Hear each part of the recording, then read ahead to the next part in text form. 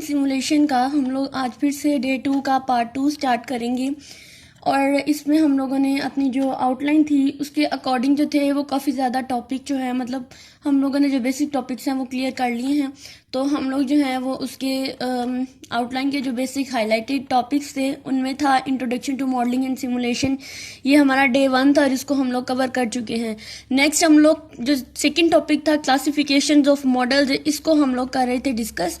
और classification of models में हम लोगों ने डिफरेंट किस्म के हमारे पास जो है मॉडल्स की क्लासिफिकेशन होती है जिनमें मोस्टली कंसेप्चुअल होता है। इसको हम लोग पहले डिटेल के साथ पढ़ चुके हैं। इसका लॉन्ग क्वेश्चन किस तरह से करना है, शॉर्ट किस तरह से, इसको हम लोगों ने डिटेल के साथ इससे जो पहले वाली वीडियो है उसमें हम लोग डिस्कस कर चुके हैं। नेक्स्ट हमारे पास है एब्स्ट्रैक्ट मॉडल और उसके बाद हमारे पास सिमुलेशन। तो आज हम लोग करेंगे अपने एब्स्ट्रैक्ट मॉडल को। एब्स्ट्रैक्ट मॉडल जो है उसके जो बेसिक पॉइंट्स हैं हमारे पास, जो हाईलाइटेड पॉइंट्स हैं हमारे पास, उनमें सबसे पहले आ जाता है हमारे एब्स्ट्रैक्शन मॉडल की डेफिनेशन क्या है, उसका पर्पस क्या है। ठीक है, ये वाले जो सारे पॉइंट्स हैं इनको आप लोग अपनी नोटबुक पे नोट कर लें क्योंकि ये बहुत ज़्यादा इंपॉर्टेंट पॉइंट्स हैं और इन पॉइंट से ही आप लोगों का जो लॉन्ग क्वेश्चन है और शॉर्ट क्वेश्चन है वो सॉल्व होना है। अगर एब्स्ट्रैक्शन मॉडल आता है तो सबसे पहले उसकी हम लोग करेंगे डेफिनेशन, उसके बाद इसका पर्पस क्या है इस चीज़ को हम लोग डिस्कस करेंगे।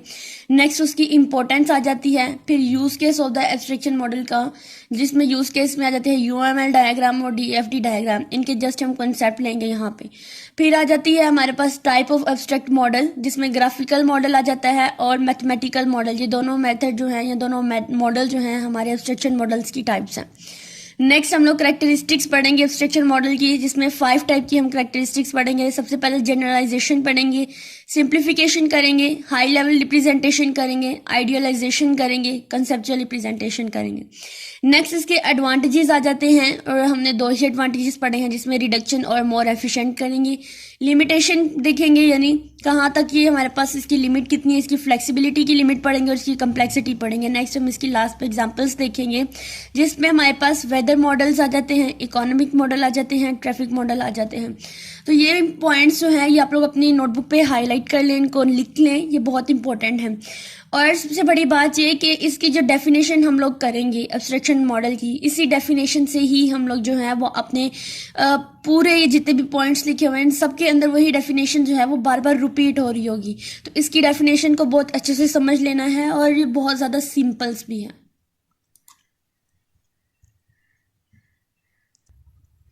ओके, हम लोग अपने स्लाइड्स पे रेडी करते हैं, यानी तैयार करते हैं अपने एब्स्ट्रैक्ट मॉडल्स को। तो एब्स्ट्रैक्ट मॉडल की डेफिनेशन जो है ये पहले भी बताया कि बहुत इंपॉर्टेंट होती है।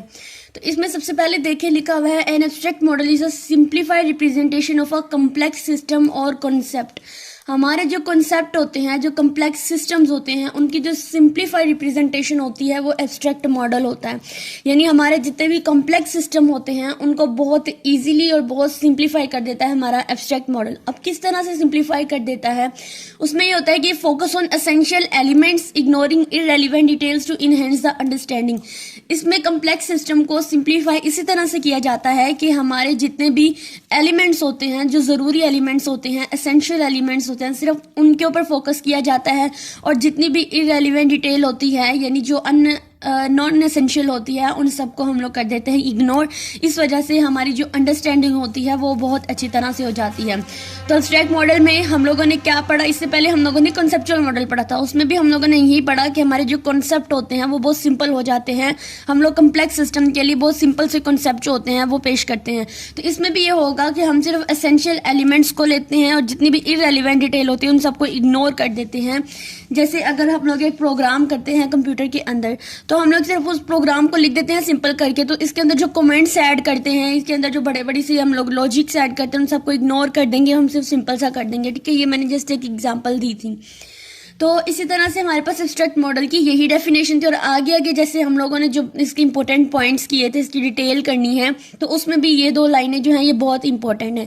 फिर से मैं बता रही हूँ कि सबसे पहले हम लोगों ने क्या देखना है कि ये जो कम्प्लेक्स सिस्टम होते हैं हमारे, इनको करता है सिंप्लीफाई और जितने भी हमारे एसेंशियल एलिमेंट्स होते हैं उनके ऊपर करता है फोकस, यानी मेन बात के ऊपर फोकस करता है और जितनी भी इररेलेवेंट डिटेल होती है उसको कर देता है ये इग्नोर कर देता है। ठीक है, अब हम लोग नेक्स्ट चलते हैं। इसमें पर्पस आ जाता है कि हमारा पर्पस क्या है। तो इसके अंदर 3 पॉइंट्स हैं। सबसे पहला ये कि हमारे जितने भी कॉन्सेप्ट होते हैं, जितनी भी विजुअलाइजेशन होती है कम्प्लेक्स आइडियाज़ की, उनको अंडरस्टैंड करने में ये हेल्प करता है। ठीक है, जितने भी कम्प्लेक्स आइडियाज़ होते हैं उनको कंसेप्चुअल बनाने में और उसकी विजुअलाइजेशन करने में हमारी हेल्प करता है। Facilitate communication and collaboration among the stakeholders, यानी जितने भी स्टेक होल्डर्स हैं या जो भी पर्सन हैं, यूजर्स हैं, उनकी जो आपस में कम्युनिकेशन होती है वो बहुत ईजी हो जाती है। जब उन्हें एसेंशियल एलिमेंट्स का पता चल जाता है तो देन वो ईजिली कम्युनिकेट कर सकते हैं। फिर serve as a foundation for designing real application, हमारी जो रियल वर्ल्ड एप्लीकेशन होती हैं उनको डिजाइन करने के लिए हम इसको एज अ फाउंडेशन जो है वो पेश करते हैं। यानी जैसे हम फादर ऑफ फाउंडेशन बोलते हैं पाकिस्तान के वो कायदे आज़म वगैरह, तो इसी तरह से फाउंडेशन का यहाँ पे मतलब होता है कि हमारे जो भी रियल एप्लीकेशन होती हैं उनकी जो बेसिक स्टार्ट हम कंसेप्चुअल मॉडल से करते हैं, लेकिन ये जो एब्स्ट्रैक्ट मॉडल होता है ये हमें उसके लिए एज अ फाउंडेशन हम इसको सर्व करते हैं। यानी कि हमारे एसेंशियल एलिमेंट्स जब हमें मिल जाते हैं तो हमारे लिए बहुत इजी होता है कि हम लोग अपने एप्लीकेशन को इजीली डिजाइन कर सकें।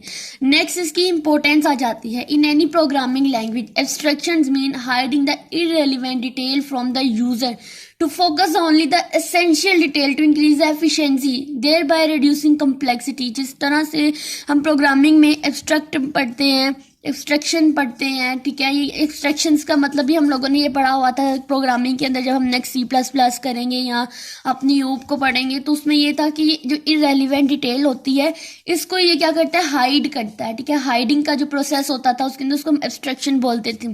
तो एब्स्ट्रैक्ट मॉडल में भी यही है कि जितनी भी रेलिवेंट डिटेल्स हैं, नॉन एसेंशियल डिटेल्स हैं, उन सबको क्या करता है, उसको हाइड कर देता है। सिर्फ एसेंशियल डिटेल और एसेंशियल एलिमेंट्स पे ही फोकस करता है।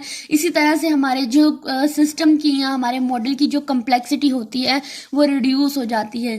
नेक्स्ट हमारे पास use cases of abstract model के यूज केसेस आ रहे हैं। तो जैसे हम सॉफ्टवेयर डेवलपमेंट के अंदर पढ़ते हैं यूएमएल क्या आती है, यूनिफाइड मॉडलिंग लैंग्वेज होती है। ये एक ऐसी लैंग्वेज होती है जो हमारे सॉफ्टवेयर आर्किटेक्चर्स के लिए एक डायग्राम पेश करती है, एक विजुलाइज जो है वो एनवायरनमेंट प्रोवाइड करती है, जिसको ड्रॉ करके हम लोग अपने सॉफ्टवेयर डेवलपमेंट को या जो भी सॉफ्टवेयर आर्किटेक्चर्स होते हैं उसको हम अच्छी तरह से अंडरस्टैंड कर पाते हैं। उसके बाद DFD आता है, यानी डाटा फ्लो डायग्राम। अब ये डायग्राम क्या करती है कि हमारे जो सिस्टम के प्रोसेसेस होते हैं, अच्छा हमारा देखो UML डायग्राम के अंदर हमें अपने सिस्टम का आर्किटेक्चर मिलता है। जो DFD होती है वो क्या करती है कि वो इस सिस्टम के अंदर प्रोसेसिंग कैसे हो रही है उस चीज़ को रिप्रेजेंट करती है हमारी डाटा फ्लो डायग्राम जो है। उसके बाद हमारे पास टाइप्स ऑफ एब्स्ट्रैक्ट मॉडल्स आते हैं, जिसमें ग्राफिकल मॉडल आ जाता है और एक आ जाता है हमारे पास मैथमेटिकल मॉडल्स। 2 टाइप्स हम लोगों ने डिस्कस करनी है। टाइप्स ऑफ एब्स्ट्रैक्ट मॉडल की बात करूं तो ये एक single diagram, flow chart and maps है। ये एक मैप होता है, फ्लो चार्ट होता है, एक डायग्राम होता है जो कि हमारी जितने भी आर्टिकल्स होते हैं उनके लिए एक विजुअल रिप्रेजेंट करता है। ठीक है, विजुअली इसको रिप्रेजेंट करते हैं, allowing the reader to easily identify the articles main message.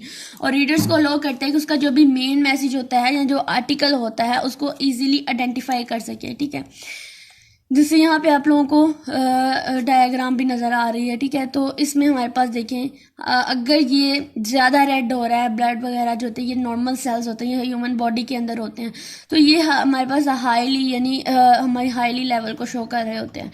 लेकिन जैसे जैसे आगे जाएंगे और ये इस तरह का जो कलर आ जाता है यानी इस तरह से उसका मतलब होगा वो लो है। ठीक है, सिंथेटिक लेथल जो होते हैं ये सारे वही ये ह्यूमन बॉडी के अंदर था। मैथमेटिकल मॉडल्स को अगर हम लोग डिस्कस करें तो मैथमेटिकल मॉडल्स में क्या आती है, हमारी इक्वेशंस आ जाती हैं, हमारे फार्मूलाज आ जाते हैं, हमारे जो भी मैथमेटिकल रिप्रेजेंटेशन होती है, जो भी चीज़ें आ जाती हैं वो सारी मैथमेटिकल मॉडल के अंदर आती हैं। ये एब्स्ट्रैक्ट मॉडल की सेकंड टाइप है। अब इसमें क्या होता है कि हमें अगर चीज़ों को मॉडल करना है या उसको एनालाइज करना है तो हम लोग इसके लिए इक्वेशंस का यूज़ करते हैं, फार्मूलाज का यूज़ करते हैं। ठीक है, जैसे यहाँ पर देखें ये चीज़ है, ये हमारे पास एक मॉडल। अब इसमें जो रेड है और ये ग्रीन है, तो इन दोनों को अगर हम लोग इक्वेशंस लगाएं या इस पर फार्मूलाज लगाएं तो हम कोई भी अरिथमेटिक ऑपरेटर्स लगाएं तो हम इनको प्लस करेंगे तो हमें पता चल रहा है ये 5 है, ये एम्प्टी है और ये क्या है x। तो हमने x की वैल्यू फाइंड करनी है तो हम क्या कहेंगे, ये हमारे पास 4 है, x इज इक्वल टू 4, यानी ये इक्वेशन शो कराई हुई है, कुछ इन्होंने ऑपरेटर्स अप्लाई किए हुए हैं कुछ ही। अब नेक्स्ट वीडियो में हम लोग इसकी साइंटिफिक रिसर्च और नेक्स्ट जितने भी टॉपिक रह गए हैं उसको हम लोग थोड़ा डिटेल से पढ़ेंगे। तब तक के लिए आप लोग जो है वो इनको नोट कर लीजिए, इन पॉइंट्स को भी नोट कर लीजिए, ठीक है। तो मिलते हैं अपनी नेक्स्ट वीडियो के अंदर। अल्लाह।